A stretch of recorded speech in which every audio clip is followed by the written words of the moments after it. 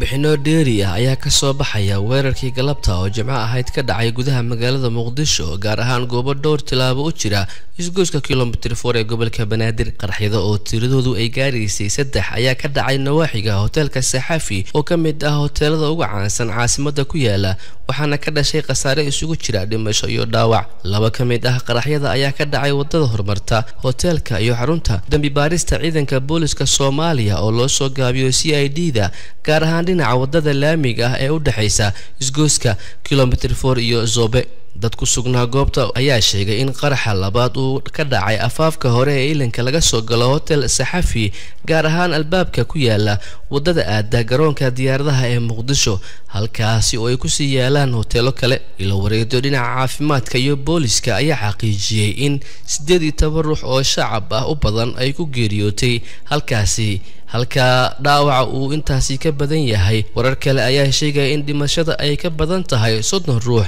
halka dhaawaca uu kor u dhaafayo 20 qof oo shacab u badan ciidamada ammaanka gaar ahaan ilaalada hotelka Saxafi iyo CID-da ayaa toogasho ku dilay rag hubeysan oo gaaraya ilaa iyo 4 kuwaasoo isku dayay inay gudaha u galaan hotelka qaraxyada kadib xarakada al-shabaab oo si weyn uga soo horjeeda jiritaanka dawladda federaalka ah iyo joogitaanka ciidanka AMISOM iyo kuwa kale ajnabiga ah ayaa durbadiiba dhabarka saartay mas'uuliyadda weerarkani oo laba ka mid ah ay ahaayeen ismiidaamin sida ay sheegeen hay'adaha ammaanka u qaabilsan shalay oo khamiis ahayd ayaa markii qarax ka dhashay miino lagu soo rakibay gaari oo ka dhacay degmada Xamarweyne ee gobolka Banaadir lagu dilay xildhibaan ka tirsan baarlamaanka Hirshabeelle